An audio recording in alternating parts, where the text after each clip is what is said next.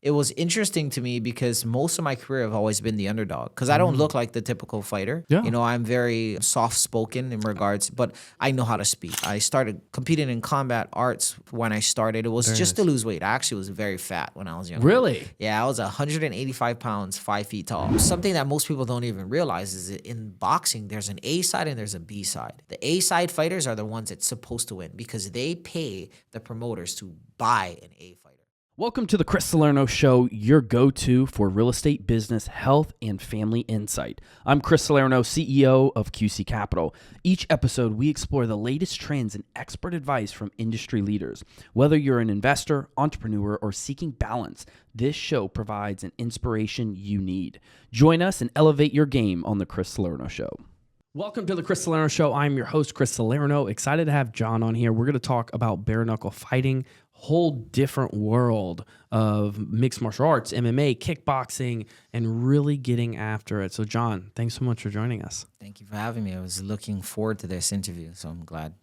Most definitely. I'm excited to have you. Let's dive deep into it, from all the way back when you were born. We talked a little bit about before the show coming from Hawaii, which is really exciting. So talk to us about that, and what really sparked your interest on what you're doing today. So I'm born and raised in the island of Oahu, Hawaii, and now educate me. I know Hawaii has a bunch of islands in there. Yeah. Where is that located to the main island? So it's actually the main island. Oahu is the main island, and I'm from the I don't want to say it's not the poverty. Well, it's probably the most poorest side of the island. Really? Did it get impacted by the fires that went on? No. Okay. That was the island of. I think, was it Maui? I think Maui. Was it Maui? Yeah, Okay. I think so. I forgot exactly. I haven't been really following news in Hawaii too much besides like the amount of gun violence that takes place. But really? Outside of that, I'm from the west side of Oahu, the main island. And one thing that got me involved into the mixed martial arts or the combat scene was the fact that the warrior spirit was something that's driven in the blood of Hawaiians, Yeah. We're very you see that territorial. You see that in the movies too. Yeah. When they do like the Hawaiian dance and things like that. Exactly. Funny enough, I have a 4-year-old son. He's going on 25. He loves Moana. Moana, yeah, which is basically a lot of it's Hawaiian background. Right, it's a essentially. Polynesian background for sure. And pardon any of I'm not well educated about Hawaii, so pardon anything on that. But yeah, with their dances, with their tattoos, you can really see a tattoo and you say, okay, they're from Hawaii. He must be a warrior. Yeah. So talk to us about that. It's in the blood of that. Yeah. So in Hawaii, kings in Hawaii wasn't something that was passed down from generation to generation like you would see in these day and age. Right, exactly. Where it's this family lineage. It's like the strongest of the strongest. For example, King Kamehameha was one. There's like 4 or 5 King Kamehamehas. And there was King Lunalido, and these are different lineages of family, or not even related at all. So it's just interesting how the warrior spirit does dominate the locals in Hawaii in regards to it. So if your father was a king, there's no guarantee you're going to get it. There's no guarantee. Yeah. How do you get it? You fight for it. Most of the time it was fought for. So it's like old school, like Roman Viking kind of thing. You know what I mean? Yeah. Wow. Exactly. So that's how it is. Yeah. Interesting. Yeah. So it's pretty cool. So that just knowing our background, you can kind of see why there's such a pride in knowing how to defend yourself. And in fact, I love that. Growing up in the west side of Oahu, in Makaha and Waianae, I forgot the name of the movie, but there was a movie where they would fight in school, and then the more fights you get, the more fights you win, you gain popularity, and that's literally the basis of Hawaii. So in Hawaii, like I always say this, like I'm the handsomer brother out of my siblings, and one of my brothers, he was 2 years older than me, Walter, would fight, and he would beat people up at school, and he would get popular. Really? There's a MMA movie on it. I forgot the name of it. I know what one you're talking about. School. Is it Never Back Down? I think it might it's be Never that. Back Down. And they do like back underground fights and stuff. Correct. Like that. Exactly. Yeah, he moved to like Florida or something. That is Hawaii. He started training. Yeah. That is literally how I grew up in my days, right? So, for example, if you felt like you were the big dog or the nonchalant in the school, then I would challenge you and challenge you to that hierarchy basically, and That if podium, I exactly, and if I beat you, then now I'm that then big everyone's dog. like, hey, he's the man. Exactly, and a lot of people would be so popular. Like you could look the craziest if you can fight. All the girls want you. You know, what I mean? Really? All the boys want you. So it was a very interesting dynamic growing up. So we had to learn how to fight because you would have those individuals that were bullies, right? That push their weight around, trying to act like they were that top dog in school, but they were just trying to fit in kind of thing. Whereas the guys that could fight, that could defend themselves, they would protect the kids that would get bullied. And in fact, the disabled kids would get praised. They would get respected. Like if anyone because in the school, they knew exactly, the big top dog who wouldn't was play the that. king, and they wouldn't let that happen. Yeah, you know, it's a no-go. it was a no-go, you know. So even it was just crazy, you know. So that's always been on our DNA, in our DNA. And plus, growing up with 5 brothers and 6 sisters, we always fought. Yeah. We fought each other all the Really? time, you know. Like it's crazy. So it's always been in my blood. And I love your energy. Your energy is very calm, soothing. You don't come across as, hey, I'm going to kill you. You know, kickboxing, you know, you don't come across that way. Your energy is very relaxed. And I bet there's a light switch on there. And we'll touch on that here in a second on that light switch. But I just wanted to say that, your energy is very smooth, calming. And so, you know, growing up that way, I'm sure people looked at you and felt your energy and they're like, oh, I'm going to get this guy. all the time. And in fact, throughout my whole career, it's been that way. And Really? so I've always been known as the underdog. And in fact, I just fought my last fight. I was the underdog by like 200. And it's really? It's crazy because You can bet? yeah, you can bet as well. So I was the underdog, but I think he was like favored by like 215 or something like that. You got to let me know your next fight. I'll bet on you. Yeah.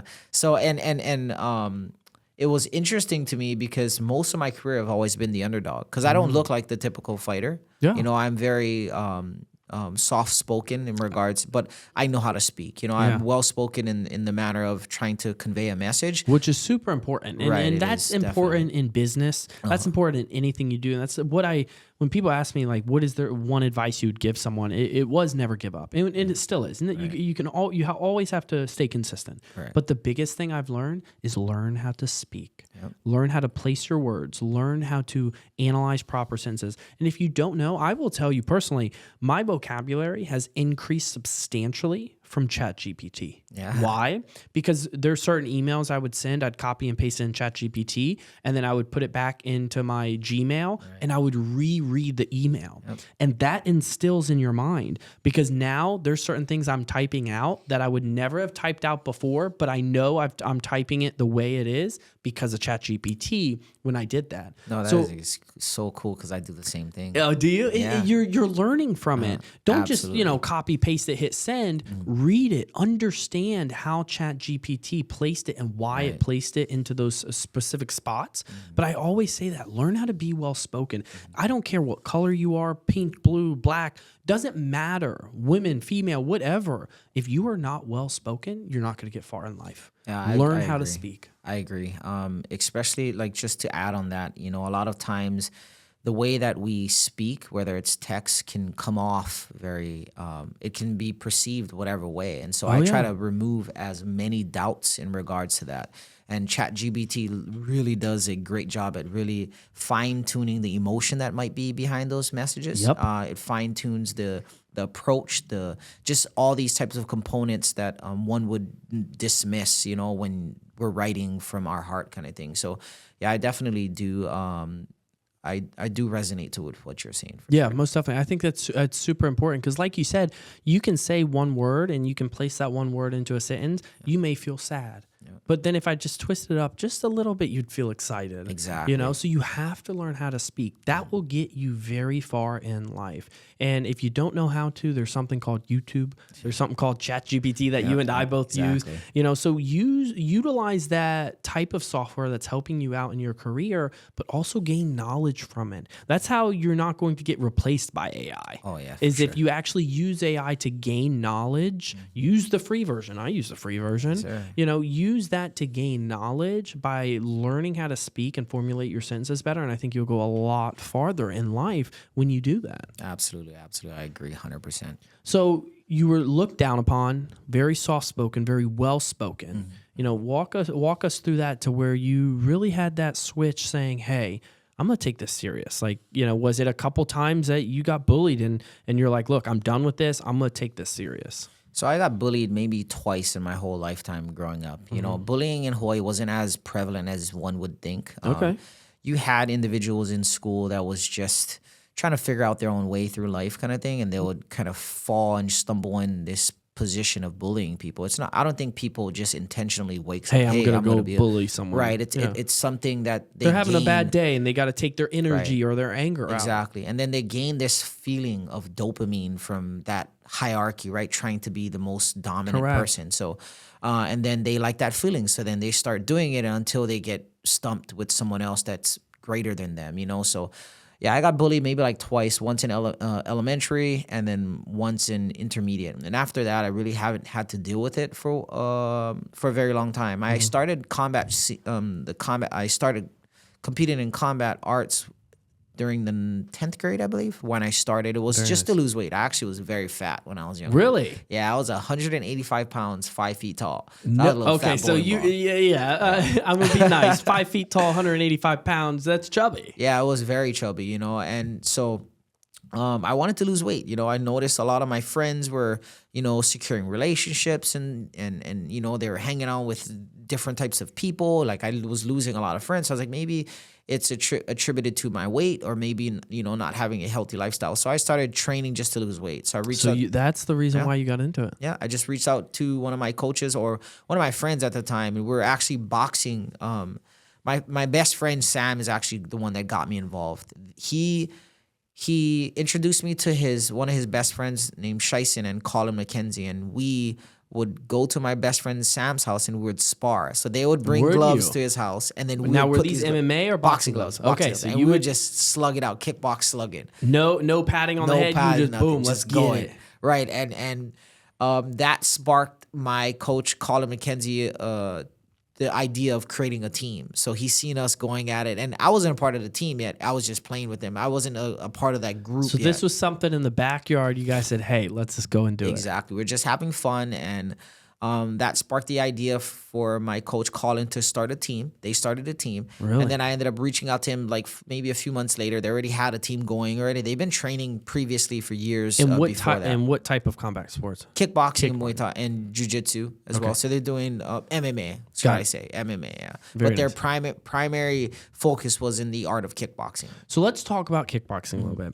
I've seen it before. I know Andrew Tate, you know, he's a big social media guy. From what I've heard, you know, he's a champion or has been multiple times in the kickboxing arena. So obviously that has sparked me to say, okay, what is kickboxing? You're wearing boxing gloves, but you're also kicking. Right. Walk us through, you know, for those individuals that don't know what kickboxing is, they see MMA, they see regular boxing. What is kickboxing and like how are the rules?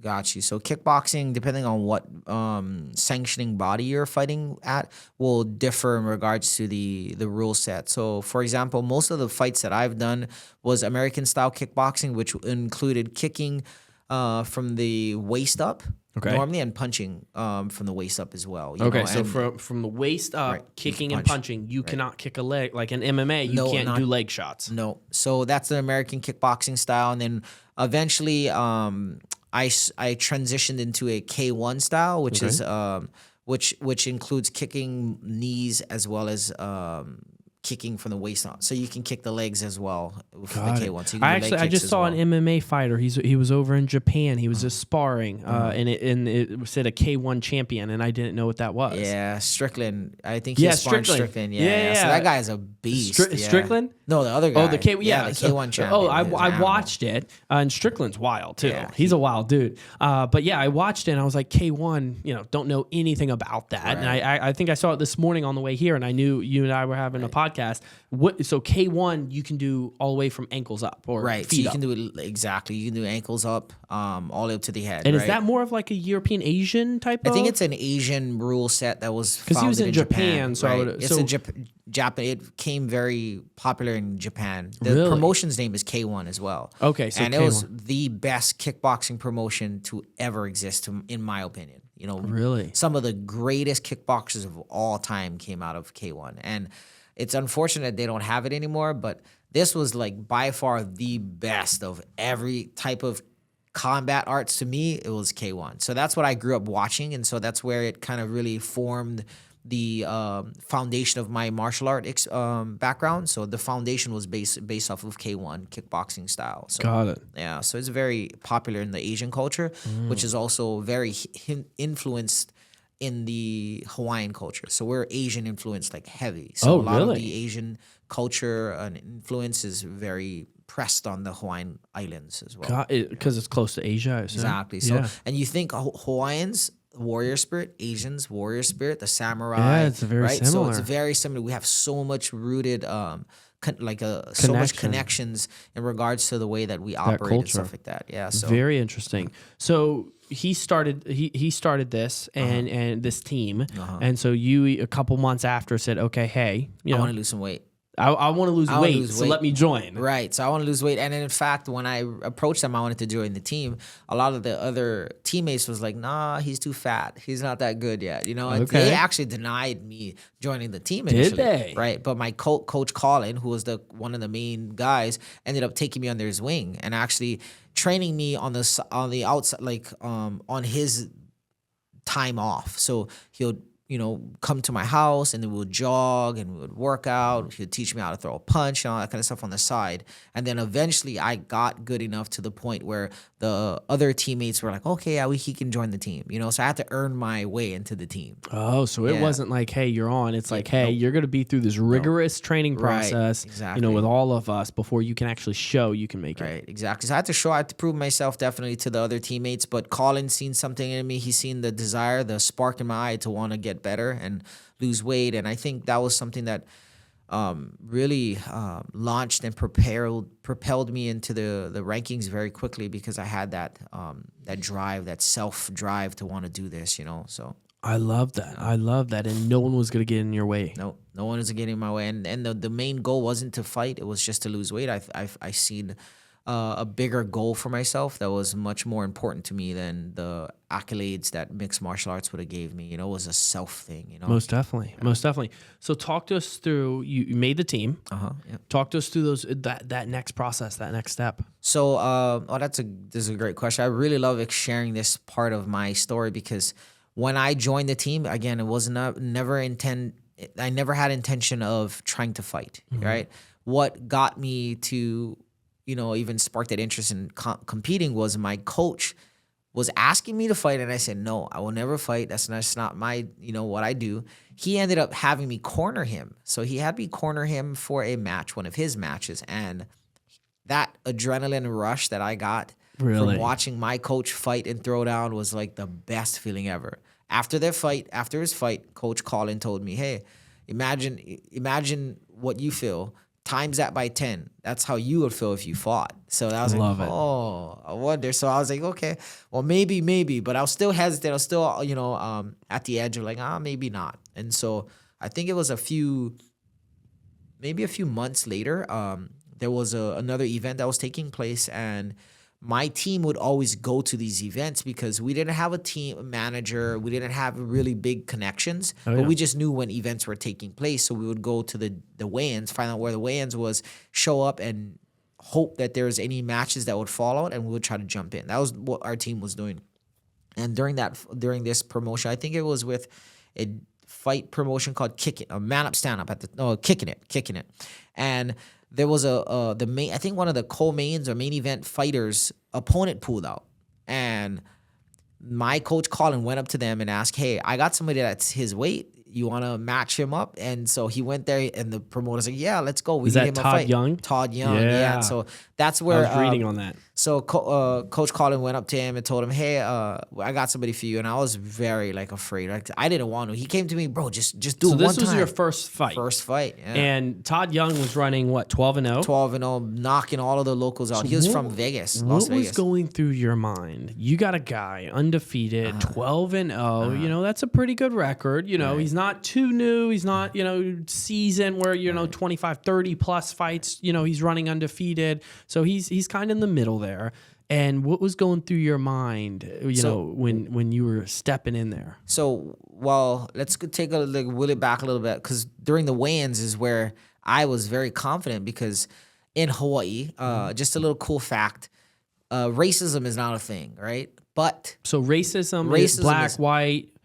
There's everything there. It's a melting pot. I always say, and we're gonna go off topic here, is that one of my best friends is black, and it's the media that throws it out there. 100%. When my son has a phenomenal time. My son's 4 years old. He doesn't understand racism. No. He doesn't understand.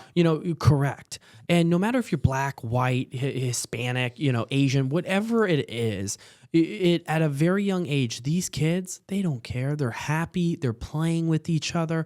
They don't care. Absolutely. When they start to get older, it's taught from the parents. Absolutely. It's taught from the media to go ahead and say white versus black or Asian versus this. That's what it's taught from. I think most of it is based off of the parents, though, because 100%. if you can root your children in the reality that everyone is equal everyone is equal in the sense of the generalization. Correct. Because I can achieve just as much as you can. Most vice definitely. versa. Most you know definitely. what I mean? So it's more of the grit and what you have within to achieve whatever you want. 100%. So, and these days with social media, with our phones, you have it all right here at the fingertips. Exactly. So the only excuses you are making is because you are making the excuse, and it's yourself. 100%. It's not that, so-and-so did this and blaming other people. Now, that's an issue that you need to work on, is blaming other people for your issues. That's something that you need to work on internally. But the biggest thing is we have social media at our fingertips. We have technology at our fingertips.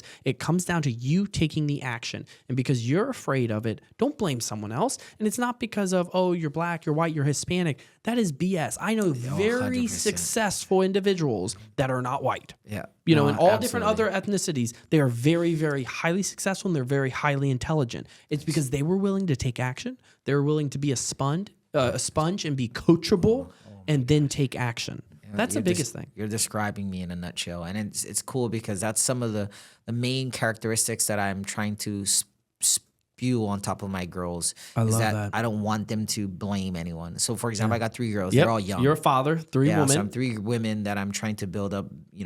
Very good members of society, contributing members of society that excel in everything that they partake in. But one of my daughters, she left her homework on the floor, right? And her baby sister got into it and messed it all up. And she was so upset. And she came to me, Daddy, so-and-so did this and that. And I'm you can't get mad at her. Exactly. And You got to be mad. You got to understand with yourself, that was a you problem. Exactly. You left it on the ground. Exactly. So I really had to teach my kids, stop blaming everyone. You for have the problems that you did. Created. Yeah, you enabled this to happen. Therefore, this is your fault. Nipping that very quickly will change her whole mindset you raise her as a young woman, will change her whole mindset throughout life to then realize, okay, well, if I do this, this could happen. Right. So now she's playing the game chess, but in real life. Before she makes decisions now, she will say, well, if I leave my homework on the floor, there's a potential that my younger sister will get into it. Exactly. So maybe I shouldn't do that. Exactly. And so it makes that will help limit larger mistakes to say, hey, maybe I want to go do this thing illegally. Well, actually, that's not good because here are my repercussions. Exactly. I love that. I wish a lot of parents would actually take that approach. And I do that with my son. With my son, when he wants to get into something, you're starting to see his independence. And I'm sure you've seen it with your girls. I'm starting to see his independence. And when he wants to do things, I'm like, yes, you can do that. However, this is how it's going to come out, and this is the outcome. But I'm going to let you do it so you understand that, one, I'm being truthful and honest with you, and this is the outcome of it. But I also want you to experience it so you understand what the outcome is. Exactly. Like, I even use these types of principles in regards to teaching my kids about firearms and whatnot. It's like, hey, kids are very curious at the beginning of their age. And so if we can help them to kind of explore all the bits of curiosity that they have, then that allows them to not want to do something and make a mistake there. I'm a heavy believer in your Second Amendment. I think you should have firearms. Absolutely. I think you should be able to protect yourself.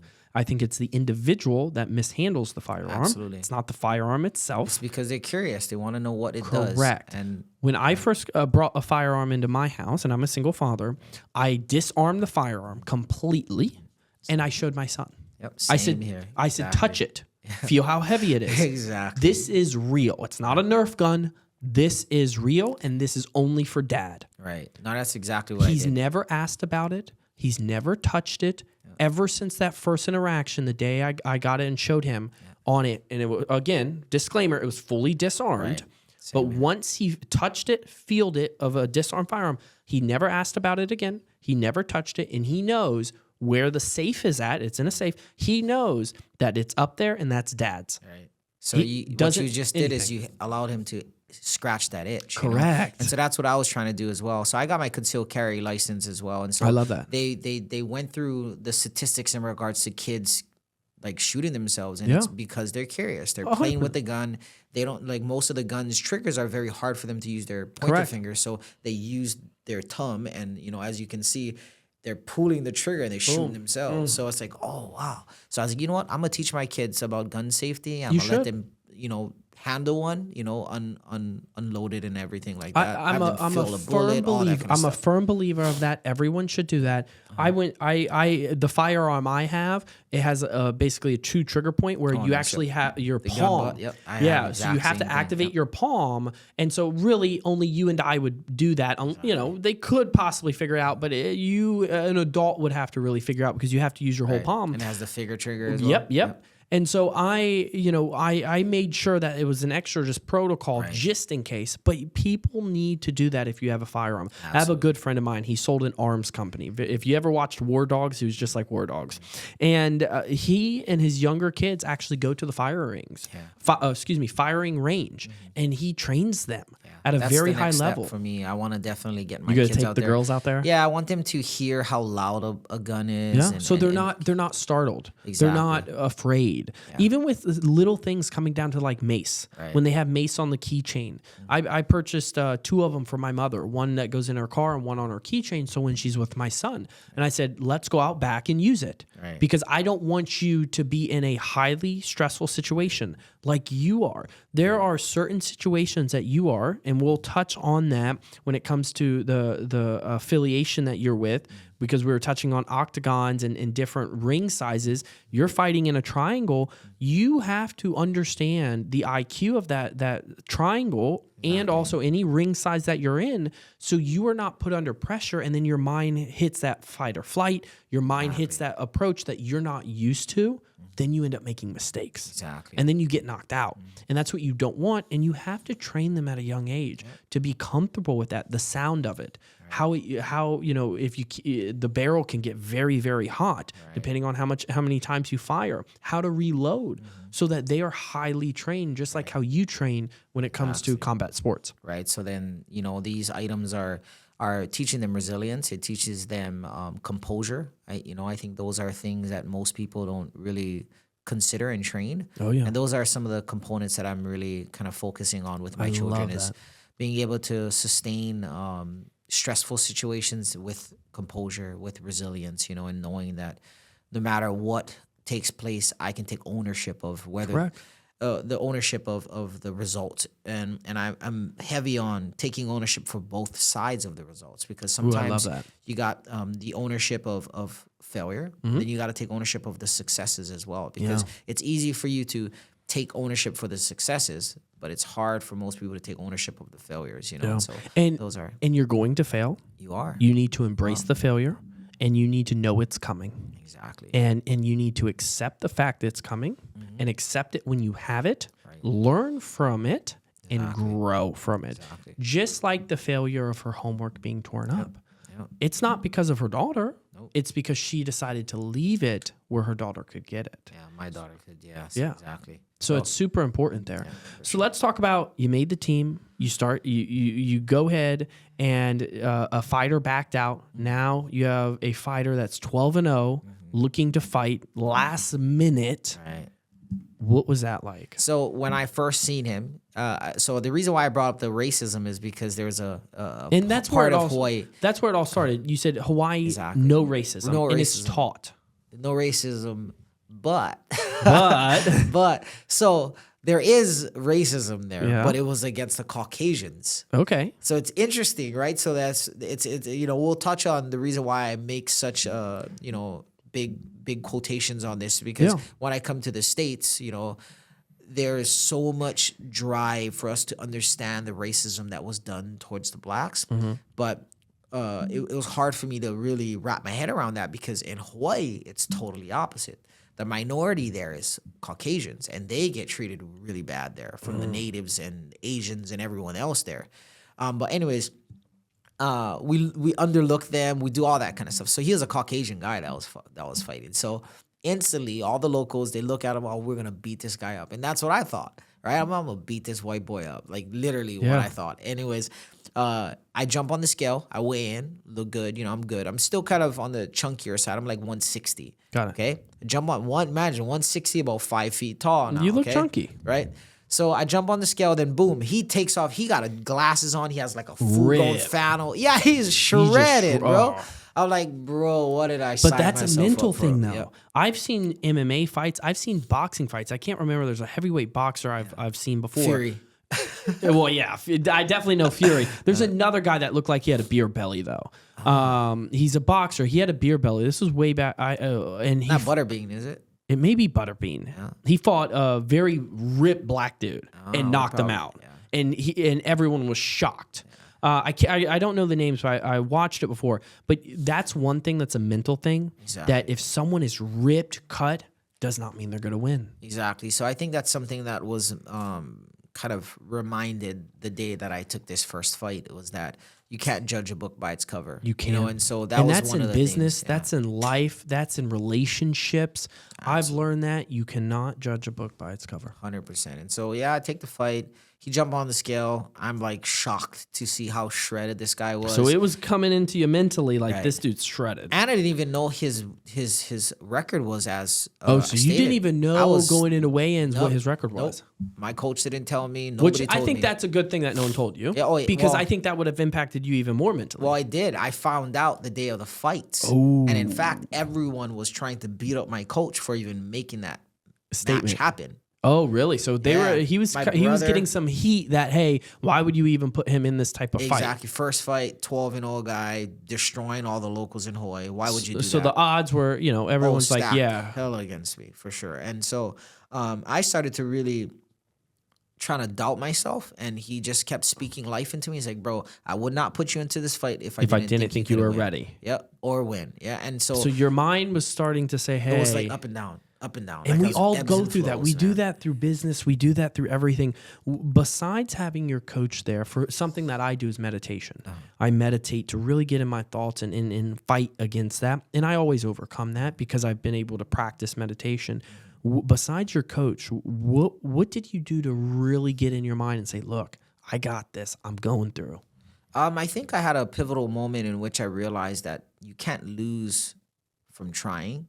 And I think that was the biggest thing that I had to really... You can't lose from trying. I You cannot love that. lose from trying. At least you did it. I think you're a loser if you didn't try. Oh or yeah, you gave and I up. think I always say this is that the biggest failure in failing at even doing something is people doubting themselves to not even try. Right. That's the biggest failure. That's a failure. Absolutely. And I think 100% is that if you doubt yourself to even try to take action, and that doubt, and you don't even take that action, you fail. Yeah. And that's the biggest failure of everyone is them doubting themselves. And the failure is guaranteed too. 100%. So that's the other thing that I had to 100%, really... I didn't really realize how important it was for me to. I didn't realize how important that fight has changed my life forever. Really? Was knowing that I cannot fail unless I try. You know what I mean? And so that ability of me getting out there, facing all odds, hearing, all the criticisms and just proving them wrong. And that's what happened that night. I just proved them wrong. And having that feeling like stubborn people, we always want to prove somebody wrong. And I think that's probably been the biggest thing that I've lived off of, is always proving people wrong. Everyone because I've loves always them. been a doubter. I've always been doubted. I've always been the underdog. And so And no it matter feeds me. what you do, and no matter how high you climb, someone's always going to want to prove you wrong. Always, Someone's exactly. always going to say, hey, you're too short. You're not strong enough. No matter what, even if you're holding the belt and you're the champion, no matter what you do, I found this out through life. We talked about it on another episode, is that no matter what you do, someone's always going to be there. There's always going to be that negative naysayer. And the biggest thing is mentally, you have to be strong and you have to block those people out. Absolutely. You can't let it get into you mentally. Talk to us about the rounds, because I'm not familiar with the rounds on, how many rounds there are, what's the timing, and then walk me through that process, when you got to that end of the round with that guy. So this was American kickboxing rules, kicking above the waist only. It was a amateur promotion, so that is another thing to consider. Most amateur events don't allow leg kicks. So, it was kicks above the waist and whatnot. So it's a 2-minute rounds, I believe, 2-minute rounds. And it's a 10 scoring must system. So, 10 to 9 system, depending on how well you do. And so we went back and forth, man. It was just a war back and forth. I stayed on his butt, throwing a lot of punches, finishing up with kicks. And then I just was aggressing him the whole fight. And at this time, was it a square ring? It was a square ring. Okay, yes, square ring. So you got some IQ on the ring. Right. You know how to dance around, move with it. Yeah. So that was the first time ever being in a ring, to be honest, that fight. No way. Yeah. So it was a learning experience. I had this chip on my shoulder, wanting to prove people that. I hope you're enjoying today's episode. Just a quick reminder to make sure you never miss an episode. Stay connected with us by following us on social media platforms, Instagram, Twitter, Threads, TikTok at Chris_Salerno_. And don't forget to subscribe to YouTube to catch the video versions of our episode. You'll get exclusive content, behind the scenes footage, and much more. Head over to YouTube, Chris_Salerno now, and hit the subscribe button. Stay tuned because we've got more great content coming right after this. Yeah, and then I didn't want my coach to get beat up from everyone, so I had to put on. You know what I mean? So there was a lot on my back. All on you. Yeah, so I just stayed on him. I just kept pushing forward. I heard my coach. My coach kept speaking life and really just encouraging me to keep fighting. And I got through that event and ended up ending with a draw. So but that's huge. Yeah, so that was really big. The first blemish on his record, and that definitely solidified me as a tough dog. And so your name got out from that. Yeah. Oh, absolutely. And my coach and our team just started. We skyrocketed after that. We just kept taking out people and winning guys and showing up at every promotion, weigh-ins, and taking matches last minute without preparing. We just always stayed ready, and we always knew that if we tried, we can't lose. You know what I mean? And we put our best foot forward every single time. I love that. Talk to us about how that started to progress now. So after that fight, I think I probably had maybe like 3 or 4 more fights in which we were still a little small team. So again, it was me, Shyson, Colin, Black Sam, my best friend Sam Ferreira, and then his brother Josh Ferreira. So after a few fights, we ended up expanding into a bigger team because people started to catch on. In fact, the first guy that I fought ended up joining our team too. Todd Young joined our team. Yeah. So we started really turning heads because not only was we young individuals, we were training each other. Everything. So it was the was elite of the elite training. It was elite of the elite training by kids. We're all kids. So that was the most interesting thing that really stood us apart from everyone else. And everyone was keep coming for us. They really wanted to take that crown that we created based off of nothing. We came from a gym that had mildew mats. That was donated backyard. Backyard garage. And we made so much out of what the little we had, and we was conquering the island, like the Hawaiians did back in those days, man. But in the realm of combat sports. I love that. I love that. Talk to us about how now it progressed into the professional side of things. Because professional is a whole different world. That's a business. They operate it like a business. Promotions, marketing. If you don't have, we talked to Taylor, we talked to Keith on this. If you don't have a following, if you don't have the ability to promote like Conor McGregor, a lot of these companies will really look down upon you because they want ticket sales. They want the revenue in the door so they can grow. Right. So I think one of the things that really transformed and kind of pushed me towards the professional scene was the fact that I started running through a lot of the amateur league. So there's not much people for me to compete against in the amateur sector. I was just destroying most of the competition at my weight class in Hawaii. And so I was forced to kind of turn pro because there was nothing for me to do anymore. So I started fighting professionally, and I ended up meeting up or being introduced to a man named Wally Carvalho, and he was a professional cutman, and he worked for all the big events, UFC, Strikeforce, Bellator, all of these big promotions as their cutman. And so he kind of took me on his wing. He flew me out, and I started training with professional world champions like Cain Velasquez, Josh Koscheck, Josh Thompson, Misha Tate, Chris Cyborg, Gina Carano, Randy Couture, all these people. So I started training with these guys and getting ready for fights and stuff like that. And that's where I realized that how the game was played and how the business aspect the business of things side really, of things. Exactly, it's networking and all that kind of stuff. It's the Hunger Games. Yeah. It is literally the Hunger Games when it comes to that business side of things. Absolutely. So I absorbed most of the business side of things from Walt Carvalho, and an interesting thing. My fight managers, he wasn't kind of my fight manager. She was kind of helping me with sponsors and all that kind of stuff, and he wasn't taking nothing from me. And the interesting thing about him is he wasn't that prevalent to helping people like in that manner. Like he would throw out bones and help people, like connect them with other people, but he did something a little different for me. Like he treated me as if I was his own son kind of thing. So I had a really good network. If I needed something, if I needed a concept to be explained better to me, if I needed to learn how to negotiate and all that kind of stuff, he was the guy. He was the man. He taught me everything that I needed to know in regards to the business side of the combat sports scenes. Yeah, I love that. And now diving into it, you're now training with the elite of the elite. You're understanding the business side of it. When does it start to go in from the MMA to the kickboxing to bare knuckle? Oh, got you. Yeah. So I went from kickboxing, turned professional in kickboxing, started fighting a few times. I got a few kickboxing titles at two weight classes, 135 and 145.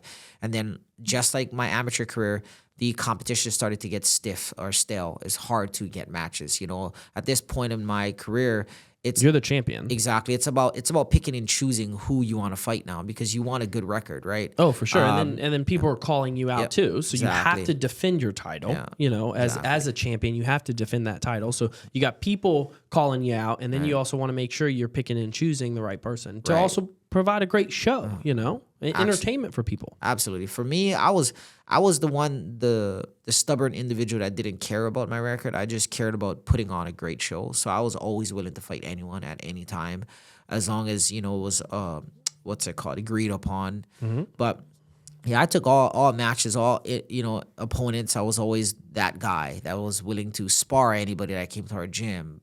Just everything. I was just always that guy. I was just willing. Like it was nothing to lose. I have nothing to lose. I only got one life. I want to enjoy it. When I wrestled, and I runner-up state champ, I went 26-5, lost 3 times, disqualified 3 times, lost twice. The reason why I got disqualified is because there's certain rules in regular wrestling. Guys, huh? I broke some guy's rib. I ended up becoming friends with him in high school. But yeah, I'd pick him up over my shoulder, boom. And then my coach came to me and said, "Hey, have you heard of freestyle?" And I was like, "No, what's freestyle?" And he's like, "You can basically do whatever you want." I said, "Sign me up." But one of my things that I did was right when I shook your hand, it was either you're going to die or I'm going to win. And you can pick whatever one it is. But once that hand was shook, it's on. It's the Hunger Games, and I will win. Yeah. And I enjoyed it. I loved it. And you have to have that type of mentality. If you don't have that mentality, and trust me, I'm sure it's a whole different feel too when you're locked in a cage. Oh, yes. Because on a wrestling mat you got a circle. You got 2 circles and that's it. But when you're locked in a cage and there's only you, someone else, and a ref, it's a whole different world. Right. Plus the energy of, the crowd, the people, your coach yelling at you. You're trying to listen from him, and then you're trying to, counteract what your opponent's doing. Right. It's a whole different world. It is. It's a whole nother world. But one of the things that kind of separated me from the majority during my time on the rise was the fact that I was able to stay composed, and I kept my eye on the prize of enjoying myself. I love that. So the biggest thing about my success and failures was the fact that I enjoyed every bit of it, and that allowed me to stay composed. That allowed me to stay focused on doing what I came there to do, which was to entertain the crowd. And Yeah. at the end of the day, that's what promotions are meant for, right? Is to entertain people. And so I felt like if I could continue to entertain people, win, lose, or draw, I always have a great following and a great fan base. And so that's what I really, prided myself on during these beginning years of my career.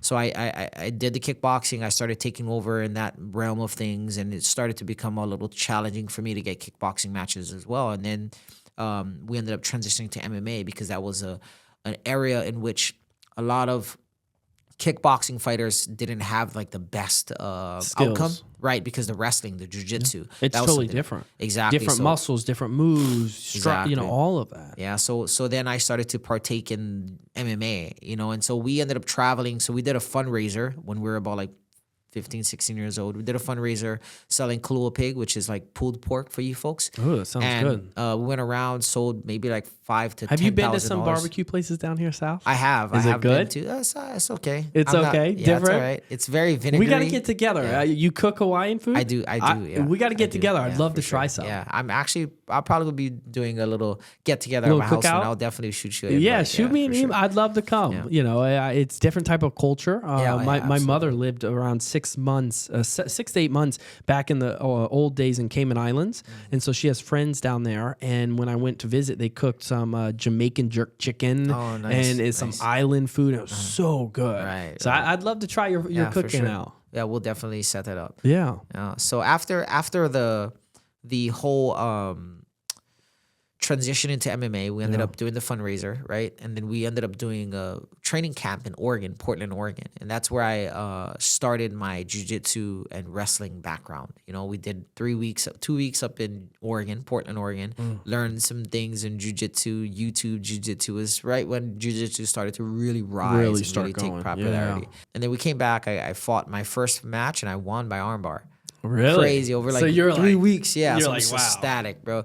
Because I was kickboxing this guy. This You're guy not, couldn't you're not stand used to with being me. on the ground. Nope. You're not used to being on the ground and getting hit on the ground. Exactly. And someone on top of you, just punching you in the face. You're used to always standing on your feet in boxing. So it's a huge transition to now say, okay, what's your ground game look like? Right. So it's definitely a testament to resilience that our team had because we were known as one of Hawaii's best striking teams, So that was really nice to then transition into a realm of What's your ground game look like? familiarity, right? Because that's what it was. And then I'm sure people are talking like, hey, how are these kids going to perform? Right. What's it look like? Because they're the best striking, but how are they going to perform on the ground now? Exactly. And so that was the biggest thing about this transition. We shocked a lot of people because we started to pick up the ground game very quickly, rapidly, and we started to do fairly decent. Most of my losses came from either like a crazy decision in the kickboxing realm. Like I was pretty much beating almost everybody in kickboxing. Really? And then when I went to MMA, the only loss that that genuinely lost was a fight against I forgot his name, but I lost by submission. It was a crazy, interesting thing because he caught me in an armbar. I got out. Oh, really? Caught me in the armbar again. I got out 3 times. And then- times. Yeah. So the third time, he ended up getting the armbar. Excuse me. It wasn't armbar. It was a triangle. He got me in 3 times. And then what he did is he put me in the triangle and he armbarred me in the triangle. Ooh. So it was new to me, right? So I learned all the basic, submission, All that. submissions, so that I can learn the defense techniques, right, to avoid the submission. And that was a new one. I've never seen that before, and it was like really cool. So that really triggered a desire to want to learn this jiu-jitsu and whatnot. It led me to getting my purple belt in jiu-jitsu. So Love it's pretty that. cool. So from there I transitioned to professional. I went 2-0 in pro MMA, and then I fought a third time in Edmonton, California. So I started to get my little international flares now, right? So I flew out to Edmonton, Canada, and then I fought a guy named Corey Gower that became my best friend, like really best friend. Like even was in my wedding as well. Like that's how close we came. Wow. So I fought him, and then I lost by decision, but shortly after he watched the tape and he's like, bro, they shouldn't have gave me that fight. Like he messaged me. And that was probably the most honorable, most like humble thing one man can do. And that really just solidified him as one of the That's a greatest good leader. men that that was awesome for one to own up for something like that, or even just speak out on that. And even if it was private between just us two, and that was just something that really, you can't find it in a lot of men No. that's willing to have It's that hard. sense of humility. It's crazy. But that is someone who, one, loves themselves, truthful with themselves, Absolutely. and is willing to go back. And like we talked about with our kids, is to go back and said, I messed up. Yeah. You know, I shouldn't have put the paper on the ground to have my sister get it. That's someone to say, hey, I didn't truly win. Responsibility, man. You That know, was awesome. and that right there is a whole different level of character. Exactly. That is really tested throughout years of experiences, and those are great quality people Great that you want to qualities. surround yourself Exactly. And that's why we ended up securing this relationship, and I love became that. still best friends. I just talked to him a few weeks ago, actually like a week ago. I You know love what I mean? that. He checks on me. He loves my kids. He takes care. Last time, and he comes to Hawaii. He comes to Hawaii all the time. No you know, way. so when I was living in Hawaii, he would come stay at my place. I would connect him with all of my network, my sponsors, and all that kind of stuff. So, mixed martial art has done a lot of great things. So from there, I ended up getting hurt. Oh, really? Getting ready for my first professional MMA fight. Actually, I ended up getting hurt after that fight. I tore my ACL. That's a big hurt. That was a big hurt. Yeah. So I tore my ACL, and then I ended up scheduling my surgery. And then when I scheduled my surgery, I found out that it's gonna take me 6 months for me to recover. And so that was kind of a bummer. So what I did is I ended up planning a fight the day before my surgery. So I fought with a torn, blown ACL. Ouch. And I lost by decision against a guy named Tony the Tiger, one of my favorite fights of all times. And we were just slugging back and forth. You know what I mean? And then after that, I did my surgery. I was out for 6 months, and I ended up fighting again. Yeah. I ended up winning. Yeah. And then I ended up getting another match in Edmonton. Lost that fight, and then I got injured. I tore my ACL again. Ooh. And then after Same ACL? Same ACL. And then I just seen my life flash above me, and I was like, you know what? I cannot be doing this. It was the same time I was just about to have my daughter too. I was like, you know what? If I keep getting hurt, I can't provide for my kids. Plus, you can't recover properly. Yeah. You know? So I ended up going to school. I ended up securing a bachelor's degree in business management. With Congrats. a minor in marketing, and then from there I started to kind of explore my options in regards to how am I gonna take care of my kids? How are you going to after the build a fighting? career? Right. You know, if you're going to keep getting hurt, beat Right. down, how are you going to build a career? What are you going to fall back on? Exactly. Because a lot of people don't fall back on anything. Same with professional, NBA and NFL players. There's nothing to fall back on. With all these young kids in college now getting paid, then they're going and signing these big deals in the NFL, NBA, you name it. And then now, there's countless times. Even Mike Tyson talking about bankrupt, blowing all their money and spending it on just stupid stuff that doesn't make sense, not actually buying real estate or investing it into businesses. And then, what do they have left over? Now you got a family you got to provide for still, Exactly. and you have nothing left over because you just wanted to blow the money. Live in the moment. Yeah. So, and that was one of the things that, put me on the side as well with family issues that I had to really resolve and kind of figure out. Prioritizing, my time and stuff like that was a big challenge in the beginning of Most definitely. my fatherhoodness. So I guess, once I became a father, I was like, Oh, yeah. trying to balance all that was very difficult, When you had your first child, and my son's my only child, when he first said, "Dad, I love you," and when he just looked into my eyes, that feeling, I tell everyone, if you don't have a child, I can't explain it to you. But when you have a child, and then it's like, okay, I gotta work. I gotta make calculated risk. I gotta grow an empire for them to take over. It's a whole different world, a whole different feeling. I'm sure you felt that, right? When, she came into this world, you're like, okay, now I gotta change things. Absolutely. I think one of the biggest things that my daughter has graced me with was the ability to show love that most men don't do on a day-to-day basis because they're trying to mask that masculinity. Yeah. You know what I mean? So that was probably one of the biggest things. And the mixed martial arts really helped me to foster this sense of love that I can give, just freely. Unconditionally. Freely, though, Yes. and publicly, too. So that was the mixed martial arts gave me the stamp of masculinity on my back, while allowing me to be this humble and loving parent to my kids I because love I that. didn't care what anyone said, because I did the most toughest, hardest thing ever, which is fighting. So I was like, Yeah. you know what? I can love all my girls and not have to worry about what anyone says. I love that. So yeah, that was one of the biggest things. And it also encouraged me to never give up and kind of set the ceiling and the foundation of what is to come for my kids, right? Most So like definitely. I'm trying to achieve as much as I can, build all the accolades and accomplish and fail and So win, they can fail and will. understand hard work ethic, Yeah, exactly. Growing, having failure, being okay and accepting it and still pushing on. Exactly. That's what our children will see and they'll learn from it. Even though they may not be directly paying attention, they sense it. They know it. Absolutely. They're very intelligent. That along with the ability to have a solid foundation of what to strive for. So I created the standard for them, right? The higher I go, the higher their standard is going to be. Most definitely. Their minimum that they're going to have to want to That's right. achieve and Yeah. accomplish. And so that's something that I really wanted to pride myself, or not pride myself, but I really focused on is like,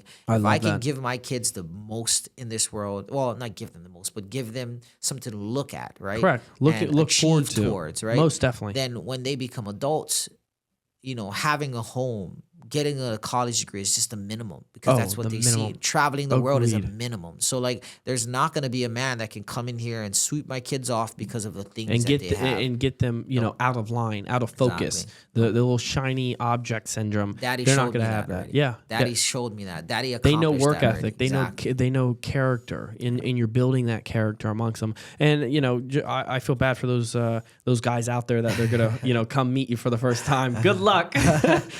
You're gonna need it. But that also ties into the fact that we're teaching these kids accountability Most as well, definitely. right? Because they can't sit around and say, I can't do this because of my skin color. I can't do this because my parents didn't give me this. Yeah. No, my dad came from nothing. My dad came from a family of 12. Yep. The poorest of poors, you know what I mean? Oh, yeah. And he accomplished everything that he set out to. From the day that he started fighting, he said he's gonna do this, and he did it. Most They definitely. seen dad struggle through it and keep persevering and show signs of resilience that Spot he's on. never been seen before. No, you're so. spot on with that, and I love that you're setting that example for them, and you're also setting that example for when they go out, and go old, grow older and start dating. They're gonna have high expectations for those men. Absolutely. So those That's men not that a come bad back, idea at all. oh no, they're gonna have those very high expectations, and that's what you want them to have as well. All right. You're now getting into the bare knuckle. It's a whole different ball game. We've had Taylor, Keith on. You're talking just bare knuckles instead of padding. Right. It hurts when you hit people. It does hurt. People don't realize that it hurts. It really, really does. Talk to us about that transition on that experience on moving over to bare knuckle, and then now to the company that you're with, BYB. Got you. So I took a 10-year layoff after getting injured. That's a after lot. tearing my ACL. About 10 years. I would say it's close to 10 years, to nine years for sure. And what happened was I was trying to box because I knew that it would be lighter on my knees. It wouldn't give me as much issues, right? As a recovering, Yeah, because MMA, issue, right? you're moving a lot, and it's a lot easier because of all of that movement. It's a lot easier to gain an injury, Right, especially absolutely. with your legs. Right. And even though I could sustain an injury and not really worry because I do work in the IT sector, so I could have done it, but I was like, you know what? Let's not have to take long breaks away from this combat sport. So I ended up trying to secure some professional boxing, and I was having a very bad luck trying to secure matches because something that most people don't even realize is that in boxing, there's an A side and there's a B side. And this is a very interesting thing that most people and fighters or fans don't even know. There's A side and a B side. The A side fighters are the ones that's supposed to win because they pay the promoters to buy an A fighter. A B fighter. B fighter. Yeah, so the B fighters are paid by A side. And so, in other words, you're most likely expected to lose in the B side. So the matching are normally kind of really off. You see a lot of these pro boxers where That's they're a business that people don't understand. Is you It's have the crazy, A fighter, which is the best normally, the champion, and they're also contributing and paying B fighter to come and fight them. Exactly. And so I couldn't see myself being an A fighter and paying for my opponents because most of the time in the beginning of your career, you're beating guys up. And if you look at a lot of these Because pro boxers, you got to build your record. Yeah, that's what they're and doing. you're not going to build a losing record. Right, but I've never was raised that way. I was raised to fight the best of the best every single time. My first fight was against the best opponent I would ever go against, at that time. Yeah. So I wasn't feeling that. I don't think it would have sit well. It wouldn't allow me to sleep and rest at night. So I was like, you know what? How about I be the B fighter and I'll beat up on these A fighters? So I was actually reaching out to promoters and I'll tell them I can be a B fighter. You guys pay me because I ain't paying for no fighter. Yeah. You know what I mean? I want to fight the best anyway, so it worked out. So I reached out to a few promoters, and these promoters are like, oh, well, we got this guy. He's 6-0, all KOs. You want to fight him? I was like, sure, line him up. Let's do it. Yeah, like, okay. And they send my resume to them. It's like, oh, no, we don't want to fight him. Oh, like, why? Because I'm too experienced in kickboxing. They want somebody they can beat up on for sure. Really and just pound the ground on. I was a roll of a dice for these guys, and they didn't want that. So I kept asking promotions, and they weren't showing up. They weren't able to get me matches. They were just, a lot of these pro boxers didn't want to fight me. And it's not that I'm the greatest. They just want that clear-cut fight. They saw your record, and there's a chance this guy's going to win. Yeah, exactly. So we don't want to take that chance. He got we want 100% chance that we're winning. Exactly. So that was what was going on in the season of me trying to get out of retirement. Then one of these guys posted on Facebook.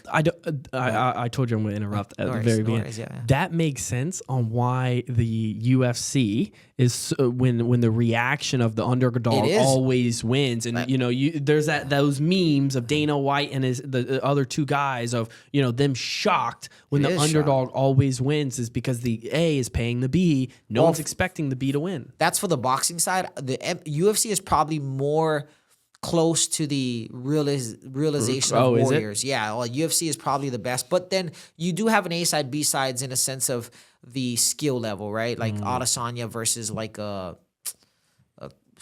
don't even know. He's a good fighter. Right. So him versus somebody else that ain't just coming up in the rankings, you already should assume that Adesanya should win, right? Yeah. Because of his pedigree and his experience.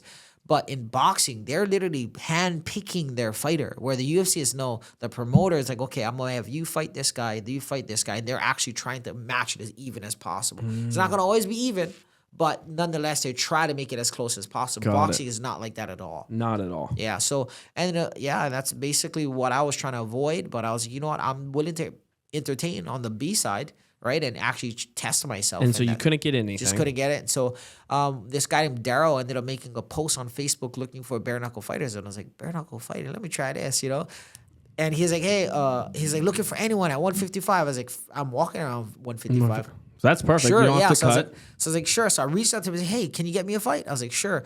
I didn't know how big this promotion was at the time and how big they were hyping it up. Yeah, it was crazy. So he ended up signing me up, getting me a contract and everything in like a week's time. I was like, this is awesome, because at the same time that I ended up getting that fight, I was reaching out to BYB and I was telling them, hey, can you get me a fight? And they were kind of taking their time getting me a match. So then you got this guy to come right back. Fight. Yeah, I ended up taking this BKFC fight, and then after that fight, I ended up getting reached out to BYB. It's like, hey, we got this fight. I was like, shoot, so you think they saw you? We were in the talks already, and then having my foot in the door, I already got all my licensing and all that kind of stuff. I think that just made it more easier for them to really bring me on board. Yeah. But we were already in talks. We just was waiting for a match, I believe, and so that's basically what it boiled down to. I originally reached out to BYB first, and then BKFC got me a contract before them, and then ended up getting back into the BYB. Talk to us about the difference between BYB and bare knuckle fighting. Yeah, BKFC is a promotion that really gained a lot of traction in the beginning. Conor McGregor just bought into it as a part owner. So they're same rules. The only difference is BYB is 3-minute rounds, whereas BKFC is 2-minute rounds. Whoa. So BYB's 3-minute rounds. Yep, 3-minute rounds. 5 3-minute rounds. BFC is 2. BKFC is only 2-minute rounds. Yep. That 1 minute makes a huge difference. When you are, because I ran track, a Division I athlete. When you're running down a 160, it may look fast, but when you're actually running, it feels slow. Right. And that's the same thing when I wrestled. Those rounds, I think I can't remember now because it was back in my high school days. There was like three rounds, 3 minutes each or something. That's a long time. It is. It definitely. I mean, it feels like an hour. Right. I think all bare knuckle should be 3-minute rounds. To be honest, 2 minutes is way too fast. Yeah. But I think it makes 3 minutes. That's long. It is because it requires these fighters to be much more seasoned in regards to their conditioning. Yeah. They have to be much more well trained. Whereas the BKFC, you don't have to be that trained. Because it's only 2-minute rounds. You can swing your endurance is not really there. It's a come out. You can just swing, and go after it. So you have a passion for computers, technology. Right. It's not going anywhere. And I think what we were chatting on is that the passion of always learning, always becoming a sponge. You and I are very similar to if we're not learning, if we're not going, we feel lazy. We feel like we're not accomplishing anything. Absolutely. With the technology side of things, where do you want to take that? Because AI is introduced to the world just a couple years ago, really at a mass scale. I know it's been there, but at a mass scale, and it's just we can't catch up with it. It's like having a fire hydrant just spitting water at us, but we use AI for everything. And as a company, we use it too. So where do you see the technology side, really growing? And when do you see the combat sport, maybe not at a competitive level, but at a training level where you kind of want to, put that on the side and say, hey, I want to take the IT, the business degree that I have and take that to the next level? So I think I'm going to probably devote maybe about 2 to 3 more years into this combat scene kind of thing. I want to take a step away from it, not only to get more involved into the IT side of things, but I also want to take a step away from it and really lock into being a great dad to my kids. I want to be more involved and engaged with my kids. Like you want to be present when you're present. Exactly. So I'm already present right now, but I really want to push them to the next level. Yeah. You know what I mean? Whether that is more sports and be involved every single day. You know what I mean? Because I do my kids sacrifice a lot of time away from me when I'm training and having to get ready for these camps. Oh, I bet. I want to do the same for them. I want to show them what that support system looks like for them, so that they can hopefully create a system themselves, in the future and know what kind of people to surround themselves around based off of the examples that I kind of surround them with. But when it comes to the IT side, I definitely would love to create a consulting business in which I can kind of consult companies on utilizing AI on the back end, because currently we're already using AI within the companies that I've worked for previously to automate a lot of the things that they're actually already doing on a day-to-day basis and minimize error within the systems that they're working with. So AI is actually showing up in a lot of things. It's in Facebook. And if you don't know how to use it, if you don't know how to manage it, you're going to lose your job. Yeah. And you're going to be replaced by it, not only because it's going to be more cost effective. There's the software, you're going to have to pay for it as a company. So there is going to be some sort of cost there. However, it's going to be more time friendly and time efficient, for those companies to implement AI into certain things. We use AI to track data on where people are moving to based off cell phone data and cell phone towers when we're buying car washes. So that's something that we do is, when you download an app on your phone and it says track me now or track me only when using the app, that company is selling that data to softwares that we purchase and we utilize that in the car wash sector to see where people are moving, to get an understanding, hey, is this a car wash we actually want to buy? We're not just going out there and buying car washes. We're actually using that data to see where people are moving. And if you don't know how to manage that data, if you don't know how to use that data, you're going to be out of a business and, you're going to be replaced by it. But for us as a company, it's not necessarily replacing someone. It's making our someone be able to underwrite these deals at a fraction of the time, because this data is all, and this AI data is all prescribed into one. So that's super important. Will it replace people? 100% it will replace people, but you have to learn how to manage it at a very high level so you're irreplaceable. Right. I think definitely that is something to consider moving forward in this day and age, 100%. Is knowing how to utilize this particular technology. Most definitely.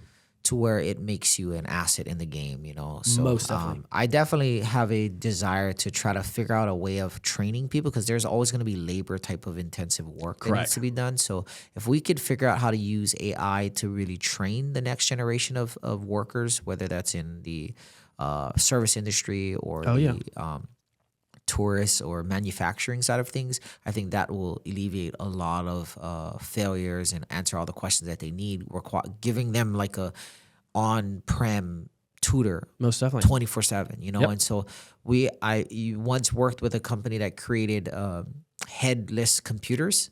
So it's a headwear computer where you actually can talk to and actually communicate with, I which just has saw AI as well. I just saw on social media there are glasses now where it's just a keyboard and they're pre-ordering on them now, so they're probably seeing how lucrative it is, but they're marketing it on social media. You put these glasses on anywhere and you just open the keyboard and boom, you can have 15 different screens on these glasses. No one else can see. You can only see 15 different screens, and all you do has a keyboard, and then you use it just like a laptop. But now you see it. A company I worked for previously kind of spearheaded this technology when it came to that during the COVID, right? As companies started to, you know, enact these at-home prem type of solution. Most definitely. What's it called? Terms. Our company spearheaded that, took advantage of that, and started developing these hand-free systems to where we focus most of our time, our attention and customer base on the medical field and in the manufacturing field. Love that. So we created these headwear that would allow doctors to get support from other doctors and professionals when they're doing surgery. So they can actually see exactly what they're doing and actually give them personal handheld advice while they're live. So it's really cool. And then we also created this system in which it was very popular in the what's it called? Inspections space. So now if you're having your car inspected, you can have someone that's not licensed inspect the car for someone that is licensed. You know what I mean? So they don't have to travel. So those are really cool. And then they're, I think now implementing AI within this system to where there can be a little bit more hands-on features that would just skyrocket this product as well. So I love it. Yeah, AI is really taking over, and definitely I'm getting ahead of it as best as I can and trying to really understand its capabilities and you know, the ceiling of what this thing can do. You know, most definitely. Now. I'm excited to have you on in the near future. Talk more on AI. We can talk all day on AI and business and things like that. You know, you becoming a phenomenal father, great character, instilling that in your girls. I love that. Keep up the combat sports. Excited to follow that journey on where you take it. Jon, thanks so much for being on. Thank you. Yeah, really enjoyed it. Most definitely. We'll talk soon. Thank you. Thank you for tuning in to the Chris Salerno Show. We hope you enjoyed today's episode and gained valuable insight to help you along your journey. Don't forget to subscribe and leave us a review on your favorite podcast platform. If you have any questions or topics that you would like to cover, feel free to reach out directly to me. Shoot me a message on Instagram at Chris_Salerno_. Until next time, keep pushing forward and stay inspired.